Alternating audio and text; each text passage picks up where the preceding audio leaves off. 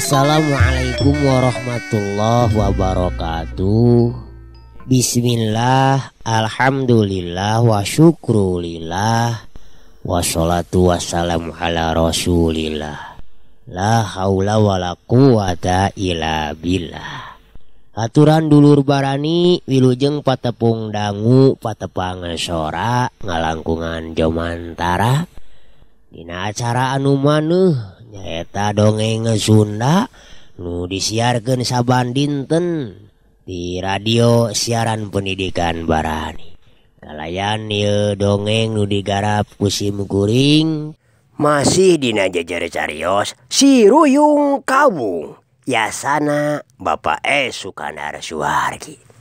Dulu barani atuh Kang Ius ngahaturkeun wilujeng boboran siam dulur wilujeng sasi Syawalnya 1443 Hijriah. Taqabbalallahu minna wa minkum syamana wa syamakum dulur murang sami-sami lubarkeun kalapatan. Tapi nama Kang Ius yeuh beubilih aya cariosan anu teu sapagodosnya. Semangat atuh supados teu nyangkolong kana waketos dulur. Kaparayuhun sadayana dar. Assalamualaikum warahmatullahi wabarakatuh. Sampurasun Mitra Radio Barani 1116 kHz. Sim Kuring pun Sahrul Gunawan, Wakil Bupati Kabupaten Bandung. Mekar arum deukeut deudeuh imet. Wassalamualaikum warahmatullahi wabarakatuh.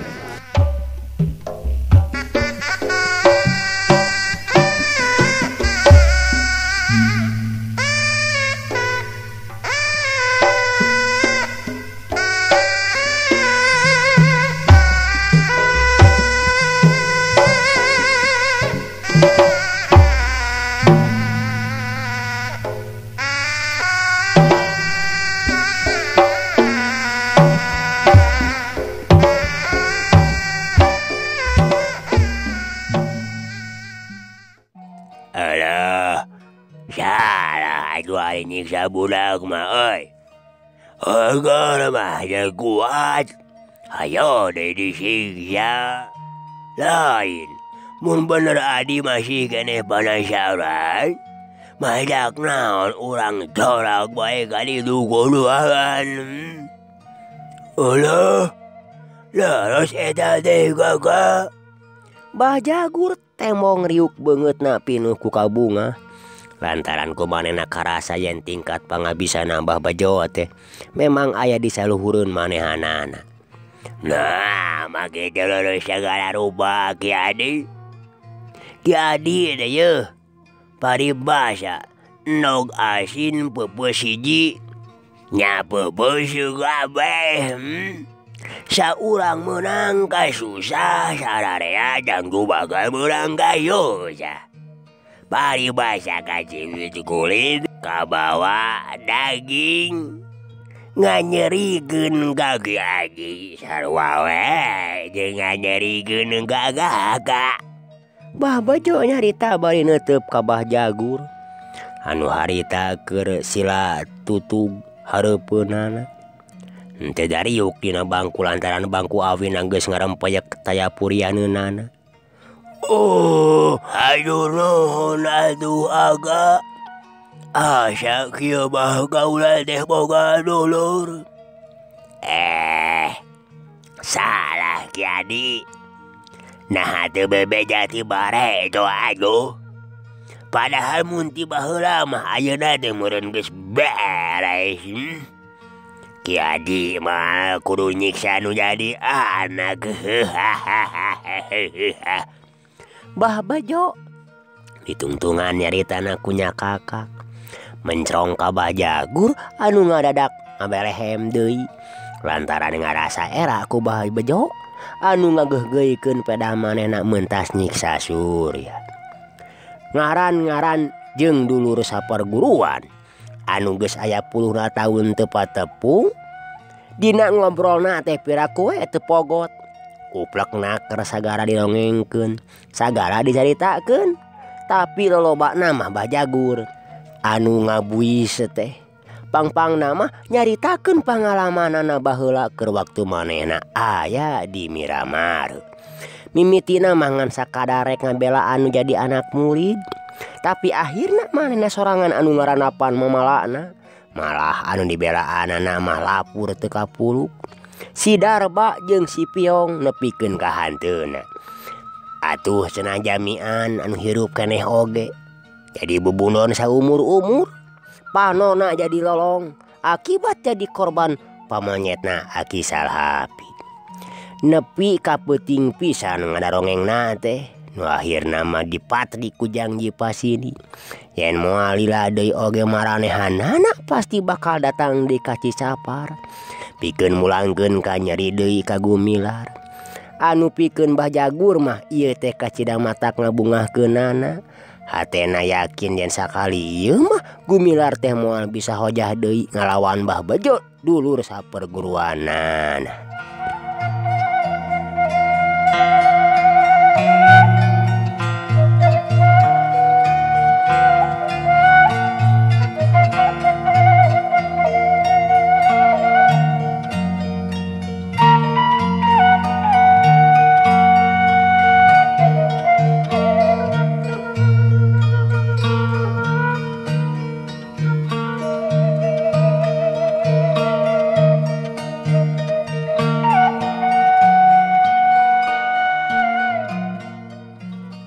Dulur Barani sadayana. Ayeuna urang malikan deui ka Ki Jatun. Anu keur lumaku jeung Darwita muridna. Bang Blas lumakuna ka Cikajang. Tidinya terus nyabrut ka Garut. Muru kareta api anu ka Cibatu. Atuh ti Cibatu kebat ka Bandung pindah deui kareta api anu ka Sukabumi. Anu saterusna terus ngajugjug ka Jampang Kulon. Anu maksudna rek nyaluuh kanu jadi guruna Pak Surangga. Dedengkot kahot anu geus kakoncara. Lain bae ukur di Sukabumi tapi Bang Blas ka Bogor. Malah parat ka Batawi sagala atuh. Geus puguh ka Tangerang sarta Bakasi mah. Kabeh oge taya anu bireuk ka Pasurangga teh. Nyatana hiji jago kolot anu tacan bisa diragrageun ku sahabat.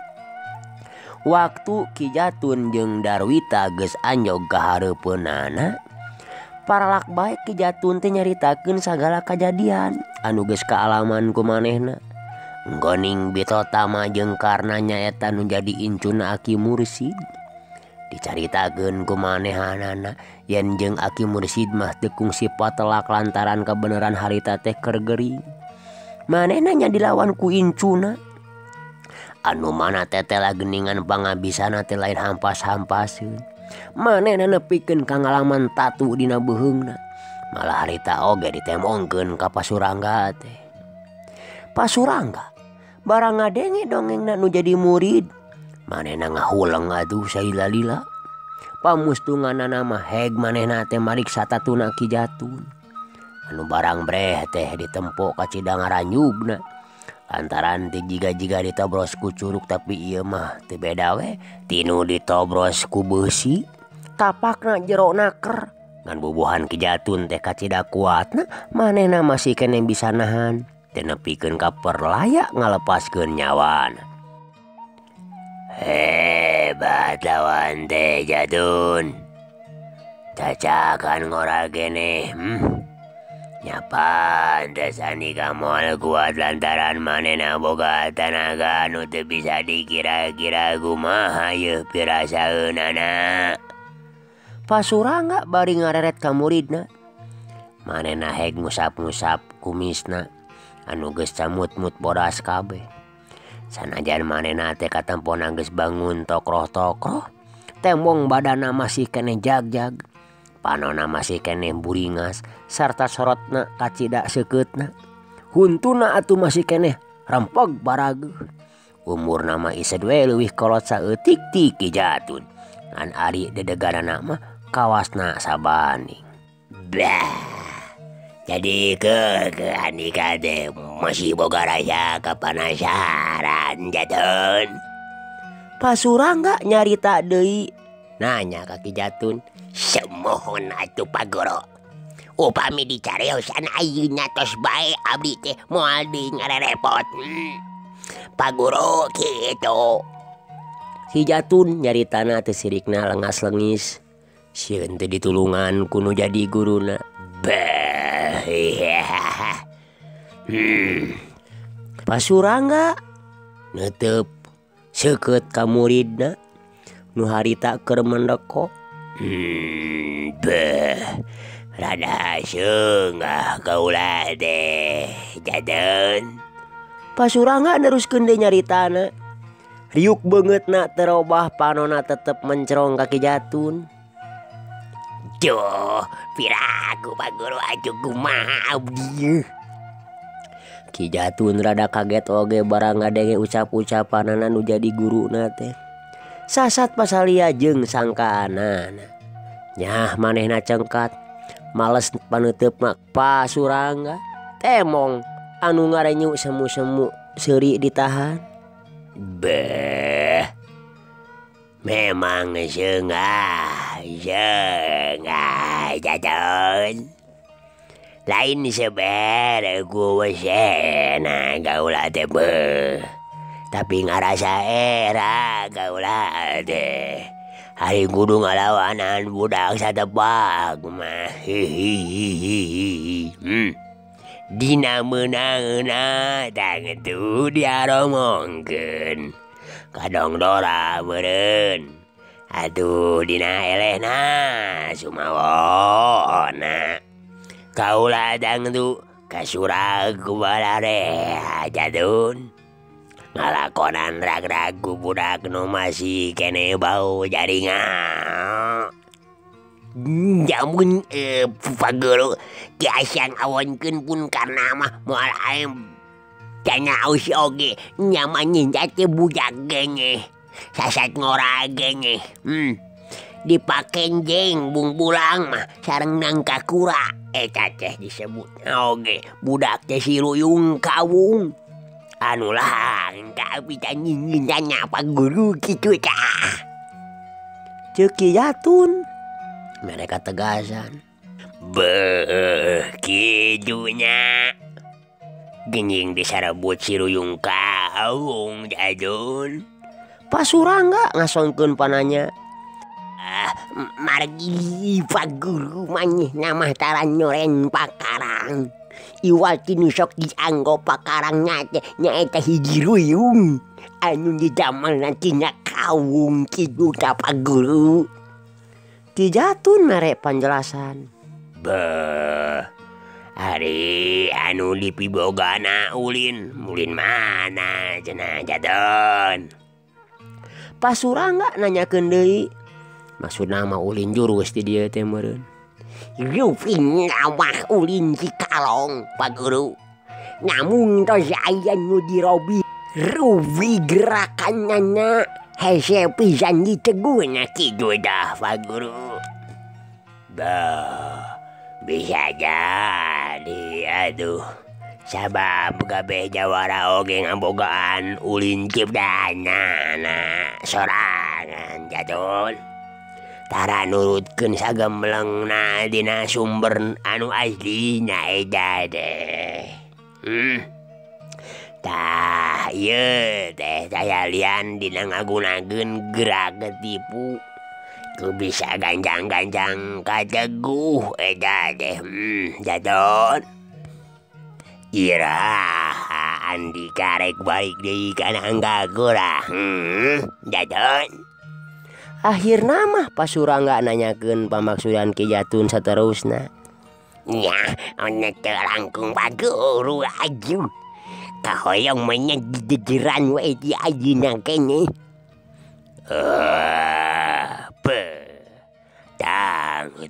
Tang tu jadon. Kau ada beragurek ngantep kanu jadi murid. Kan tong rusuh-rusuh. Ajina mareureut we heula. Reureut heula we lanan.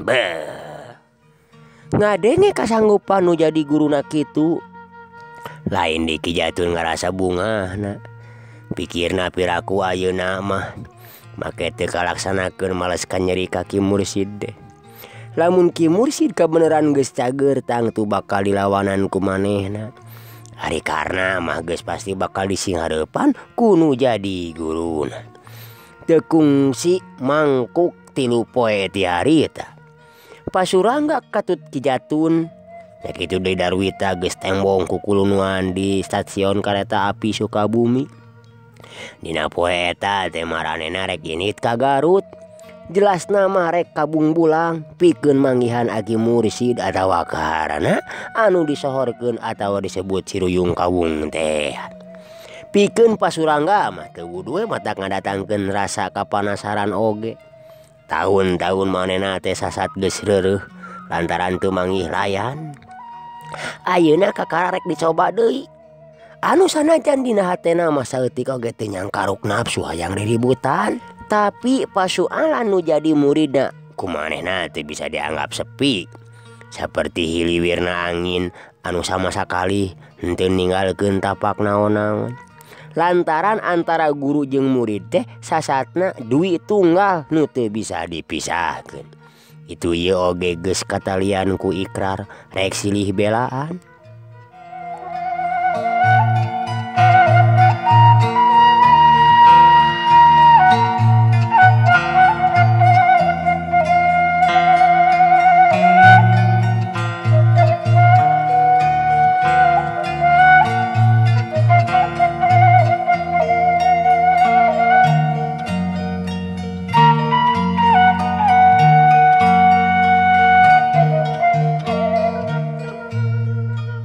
Dulur barani sadayana teka catur di jalana tiluanana geus nerepi ka Garut. Kalawan taya halangan harungan naon-naon. Ti Garut atuh langsung ka Cikajang. Numpang kana wahon. Tidinya mah terus bae ngagaredig buru jalan ka Sumadra. Paribasa jauh moal burung cunduk anggang moal burung datang. Harita maranehanana geus nepi ka nangka Kura. Kalawan geus peuting pisan. Peuting eta mah teu sirikna sararea oge ngadempes bae ngareudeukeun kacape. Isukna nya kitu keneh ngan Darwita we di jurung laku kabung bulang pikeun manggihan Aki Mursid. Dititahna bejaan yen peuting engke supaya sasadiaan lantaran Kijatun jeung guruna bakal datang. Boh Aki Mursid boh karna supaya ulah ka mamana. Aki Mursid nu memang teu kamana sarta geus cager bener tina geuringna. Lain deui ngarasa kagetna atuh barang nampa iber ti Darwita teh yen Kijatun rek datang deui malah dibarengan ku guruna.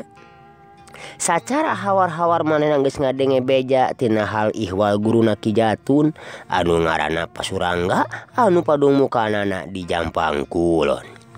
Sakur tukang ngalantrah mah anu salilana icikibung dina dunya maen pok mah raya anu bireuk kanu ngaran Surangga teh.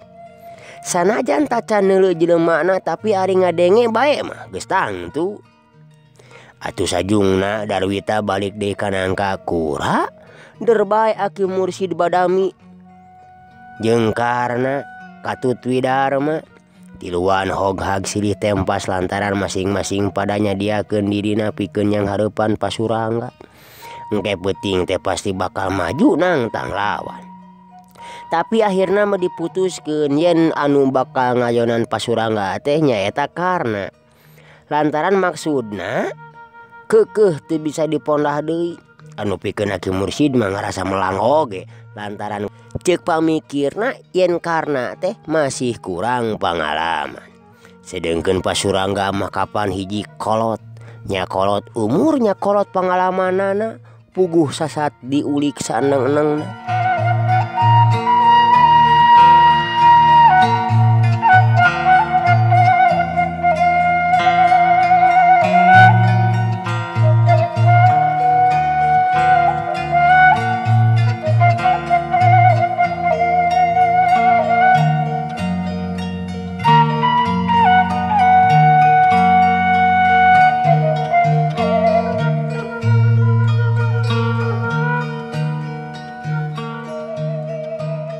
Dulur barani sadayana pasosorena ting torojol Ki Obing jeung Mad Raup daratang. Maranehanana geus nyahoan yen Ki Jatun teh ayeuna geus aya deui di Nangkakura sarta oge geus kaameuh kana maksudna.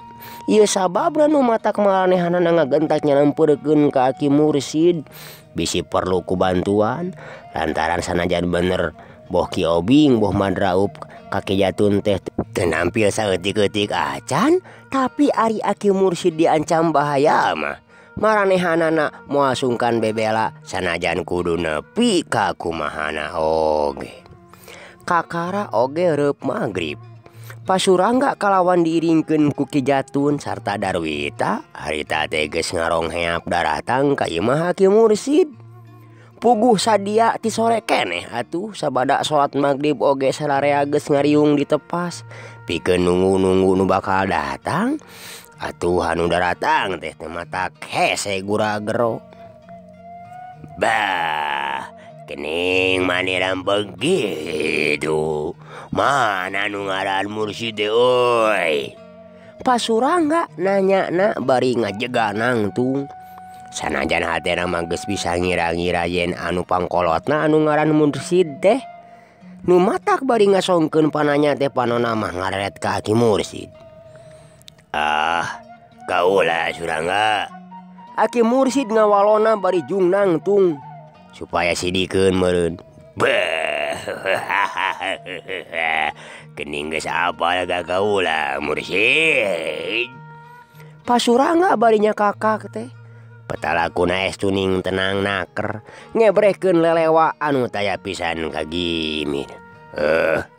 Asa piraku we make teh apal.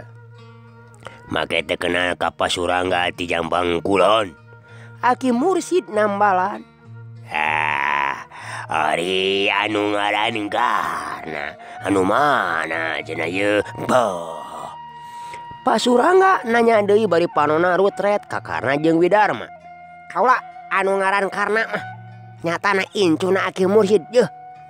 Cekana langsung nikukur jeung deui nangtung gigireun akina. Jelas teh mong ruyung kawungna ditukangeun tonggongna. Ulah waga mamawa ka incu kaula Pasurangga. Kaula masih kene sanggup nyang hareupan. Dulur barani sanajan tadi geus paheut yen rek disanghareupan ku Karna Pasurangga teh.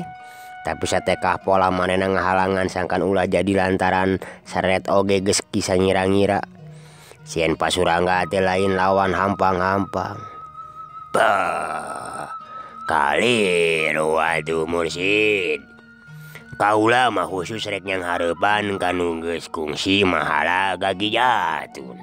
Nyadana murid kaula, bah. Kajaba anu dimaksud ku kaula taya kasanggupan bisa bae eta diwakilkeun kanu sajen. Bah. Ceuk Pasurangga dulur. Bari ngareret ka Karna. Puguh we pikeun Karna mah teu beda ti nu disebit daun ceulina. Teu antap poradingan ceuleng bae manehna luncat ti tepas. Saterusna ngajegah hareupeun Pasurangga. Ketakna teuneng ludeung bangun taya kakeung anu barang breh oge Pasurangga mireng luncatna Karna geus sok be. Manehna teh bisa negu yen ieu jajaka teh bener-bener lain heureuyan. Kaula anu dimaksud ku Andika teh Pasurangga. Kaula anu geus kumawani mahala Ki Jatun teh. Bongan manehna geus taya pisan hampura ka aki kaula. Keukeuh peuteukeuh ngalanjur hawa nafsuna ngumbar amarahna. Padahal aki kaula teh geus tarima kana kalepatanana sarta teu kurang-kurang nada pangampurana ka manehanana. Tapi aduh keukeuh we geuning. Bah. Urusan lakian di kajong kijatun teu kudu dibejar beaskeun euy karena eta mah jadi urusan masing-masing. Tapi perkara andikan geus mahala ka murid kaula anu di luar kemanusiaan. Bah, bener-bener hiji kalakuan nu teh hampuraeunana anu bikeun kaula nu jadi guruna kapaksa euy kudu ngajakeun balitungan. Bah, Pasurangga satengah ngalaweleh kakarna. Taya halangan Pasurangga. Sor ku kaula diladenan. Bah, pandrang nu leuwih kolot miheulaan kudu ngoragana. Pasurangga teu daekeun miheulaan rajang. Tampi atuh yeuh Pasurangga. Dulur Barani. Karena teu talangke diterus bae ngasupkeun jurus Cibageunit dina gerakan jongjolong notok. Pasurangga anu geus ratusan kali narima jurus-jurus tinu jadi lawanan. Dina mangsa baheula keur icik kibung dina kadugalan. Sakali ieu mah manehna make rada ngalanyap oge. Mireungeuh gerakan lawan nu kacida cepetna teh. Wah, ditampi kasep. Cenah dulu Barani bari sakilat manehna ngarobah kuda-kudana. Marengan robahna awak pikeun nyalametkeun dirina tina timpugan anu jadi lawan. Leungeun katuhuna ngaheat pikeun ngababuk jurus musuh, sedengkeun leungeun kencana nuturkeun ngadius rek notogana dada ngagunakeun jurus Ciwaringin anu geus dibalitungkeun pihasileunana. Tapi karena tetela cukup gesit dina ngimbangan kacepetan gerakan nu jadi lawan. Leungeun anu rek ditimpuk teh ngadadak leungit tina sasaran, teu beda we ti gerakan lauk di jero cai hese pisan ditewakna. Curelak karena jingkrak kakencaeun Pasurangga bari nyammerkeun di jurus Cibageunit anu tadi kungsi gagal dulu. Anu pikeun Pasurangga mah kapaksa kudu malikeun deui badana ka asal tadi. Leungeun kencana dipake nakis, sedengkeun leungeun katuhuna nyebut ditimpukeun deui kana dada lawan. Tapi dulur Barani sadayana kekesitan karena teh di luar sangkaanana. Ngagentak manehna ngalepkeun badana dina gerakan sero nyusup. Durelat kencaeun lawan bari kituna teh ngagumbadugeun sikuna. Siku leungeun kencana kana iga burung. Kilek badana malik heat deui teungeulan kepang anu rek ngahanca punuk anu teu merapna ka Pasurangga teu kira-kira ngaranjugna. Ngadadak igana seueul Lur Barani kabeunangan dihakan siku atuh harita teh. Rikat manehna ngareuneuh ngangsrodkeun suku katuhuna ngawangun kadudukan badan anu semu nyerong ka kenca. Heat leungeun kencana dipake nakis timpugan karna anu rek ngahanca kana punukna. Srog deui suku katuhuna maju ka hareup semu nyerong ngabarengan suku kencana dina gerakan banteng ngagadil. Harita ngagetruk nyatok anu jadi lawan.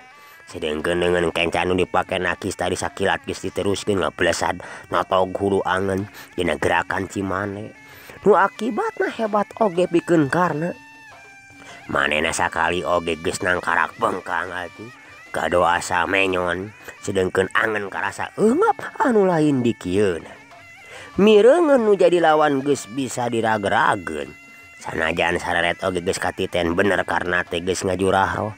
Tapi manehna masih kene bisa ngawasa dirina dina harti badanna masih kene tahan sarta siap rek ngalawan deui. Ku kituna Pasurangga ngagentak ngarontok leungeun kencana. Geus meberek nyekek lawan sedengkeun dampal leungeun katuhuna anu geus disanggigirkeun geus ngaheat pikeun ngahanca kana sirakan. Dulur Barani sadayana anggapan Pasurangga ku jalan ieu teh pasti lawanna moal bisa hojah deui sakaligus tangtu bisa ditarukeun. Anu harti kawajiban manehna pikeun mangmalaskeun ka nyeri nu jadi musuh teh geus bisa dilaksanakeun kalawan nyugemageun.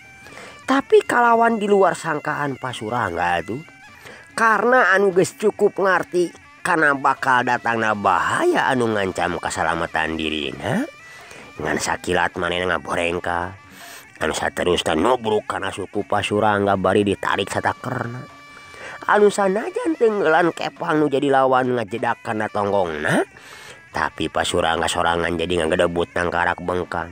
Jaba sirah karasa asa bejad deh sabab harita ngabletuk kana batu atuh leungeunna oge kekerepengan lantaran teungeulanana tadi teh meneran pisan kena kana duyung kawung anu nyolegreng dina tonggongna karna. Pugu we dulur Barani. Pasurangga teh lain jago sakatiga atuh.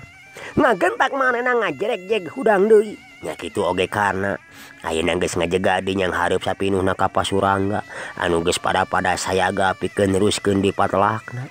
Hatena mah teu buru muji kana kakasitan nu jadi lawanna teh. Cacakan masih keneh ngora cenah dulur. Teu ngalobakeun di catur seput. Dulur muncrat deui. Sebut bae Pasurangga narajang ngagunakeun jurus mane katilu. Karena ngagentak cingkrak diteruskeun ku nglebatna badana kagigireun lawan. Kabelah kenca lantaran katiten Pasurangga terus ngahambatkeun neungeun kencana minangka susulan jurus mandena. Anu katilu teh anu tadi poos lantaran karena kaburu jingkrak. Karena nyebutkeun peureupna dina gerakan nugar lemah. Rek ngahancakana kekemplong tapi orok kaya. Pasurangga rikat ngarampor bari ngarobah kadudukan badana. Sinanya ngigir, duk dampal leungeunna awor jeung pigelang leungeun karna. Heat cedak. Leungeun kencana anu ayeuna geus robah gerakanana teh geus teu bisa disingkahan deui ngagetruk dina gerakan ciwaringin ngahancakana dadakan. Karna harita ngadayagdag rek dijengkang hiuk deui gerakan Pasurangga dina jurus kahiji maneh.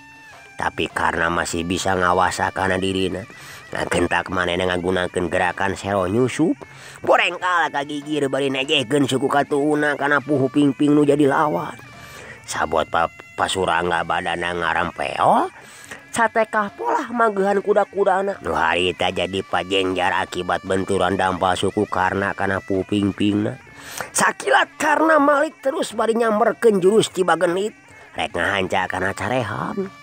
Tapi Pasurangga oge cukup ringeus. Ngagilak manehna ngabalieurkeun beungeutna.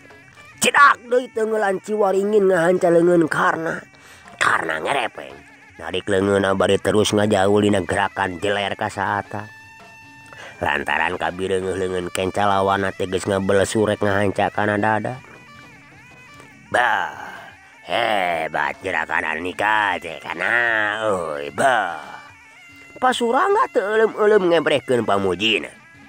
Atuh karena tenembalan napasna tembong ngahegak nyenen kemis. Memang karasa beratna yang hareupan Pasurangga teh. Tapi memang tekadna geus buleud moal gampang-gampang serah bongkokan salila masih kene kuat ngelawan mah. Teu ngadago heula gerakan musuhna, sakilat manehna nyamberkeun jurusna rek ngahanca cukang irung. Atuh Pasurangga saeutik oge henteu ngejat manehna ukur ngageser we nyerong. Tapi sameme Pasurangga ngagerakeun leungeunna pikeun mapag panarajang musuhna. Nyatana jurus karna anu geus ngaleungit manten tina sasaran. Minangka gantina ngaheat leungeun kenca karna dina gerakan gurame ngabinti. Ngagapot kana beungeutna. Puk! Bah. Bareng jeung eta hiuk jurus karna anu tadi kungsi leungit teh. Ayeuna nyuruntul deui. Geus teu bisa dikepeskeun deui lantaran kacida cepetna ngajebrol kana carehamna Pasurangga. Waduh, bah. Dulur Barani. Anu ngajadikeun Pasurangga harita ngalenggak. Beungeut karasana asa ngadadak bengo atuh. Tapi tadi oge lain oge Pasurangga. Anu geus kaceluk jago kolot mun kudu ragrag ku sakitu bae mah. Dina waktu karna ngaheat ngasupkeun di jurusna. Pasurangga geus bisa ngawasa dirina sarta ngawangun kuda-kuda anu namleg page. Kalawan ngagunakeun gerak tipu anu teu bisa diteguh kudu jadi lawanna. Sakilat naker leungeun karna geus bisa ditewak dulu. Anu saterusna dicentok ka gigireunana. Bareng jeung nyolontonna badan karna leungeun katuhu Pasurangga anu dina waktu ngan sakilat pisan geus dirobah jadi mangrupa siku ngacetruk mapag kana gadokar. Adah, karena ngagoak dulu Barani cedak di leungeun eta keneh. Anu mana harita ngangigir, dampalna ngahanca kana sirah. Hiuk jebrot. Leungeun kenca Pasurangga dina gerakan jurus maneh kahiji notog kana dada. Adah. Dulur Barani sabot karena keur ngalenggak sarta ngadayagdag keneh badana. Disusul ku besetan tuur ngahanca kana hulu angen. anu ngajadikeun karena leungit budi ilang daya. Manehna ngalakonan angkarak bengkang anu ngadua kali ya. Tapi karena bener-bener kuat dulu, sakitu manehna ditoron ku tenggelan-tenggelan anu mata kabahayakeun atuh. Mun keuna ka Kang Aji pangaritan menduka eta tuh. Kudu remuk mah. Atawa Kang Oka eta tah, Kang Entai. Ka Gunadi da di Cikawung. Manehna teh ngasakedeung pisan harita mah atuh karena ngabebengkangna teh. Kodai jati hudang. Ngajadi jeuk.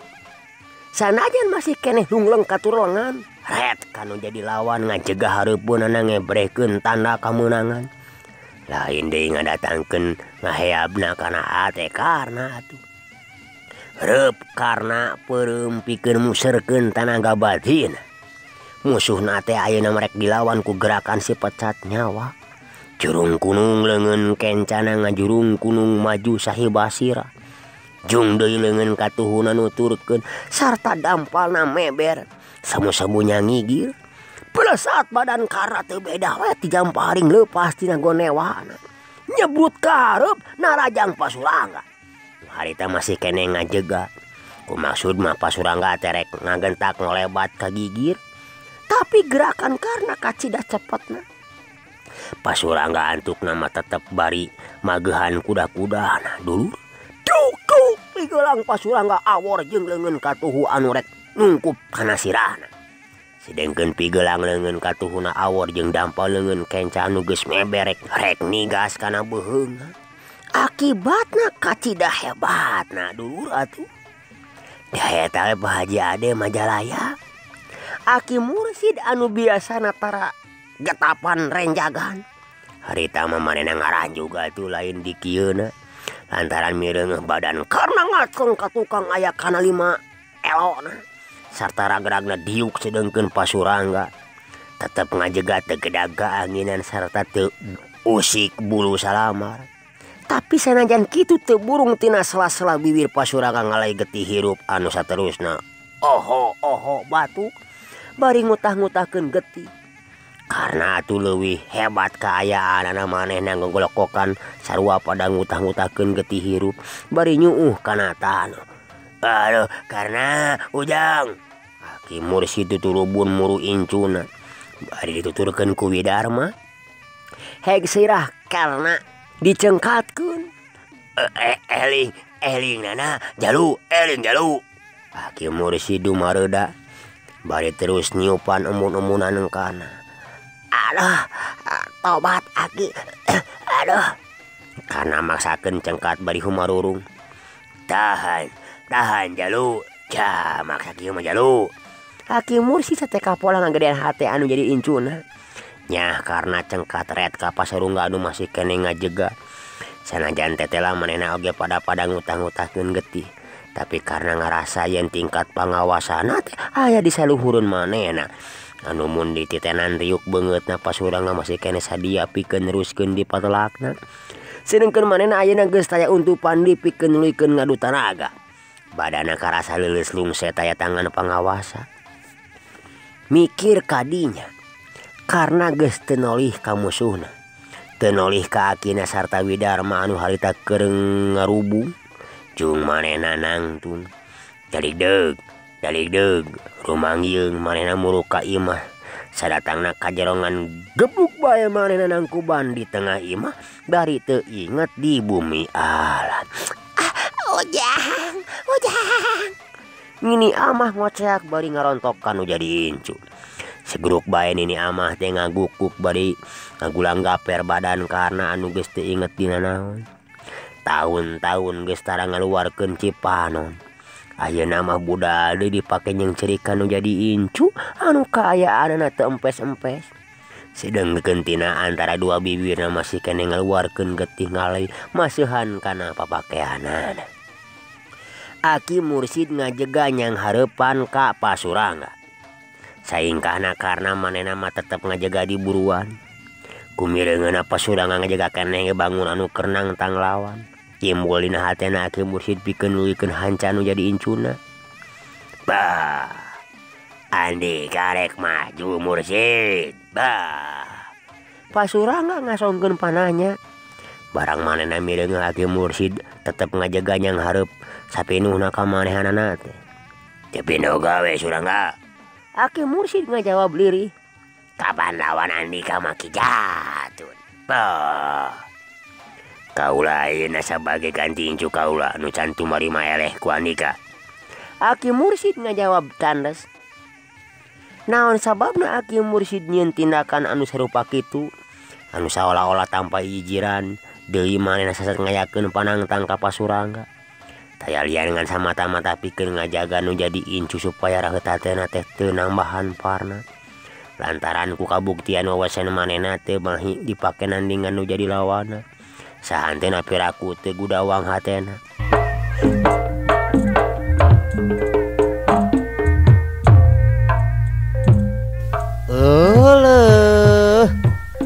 Tos aya badu bangplak dulur karaosnya. Ku kituna dur hapunten pisan. Cag carios Ruyung Kawung urang cekapkeun dugi ka dieu heula dulurnya. Hapunten tina sanes kanten kahilapan kakiranganana. Urang teu neun wae dihandeuleum sieum tunda dihanjuang siang. Paranti nyokot ningalkeun kapayun urang guar deui. Kang Ius undur kantun. Wassalamualaikum warahmatullahi wabarakatuh. Permios.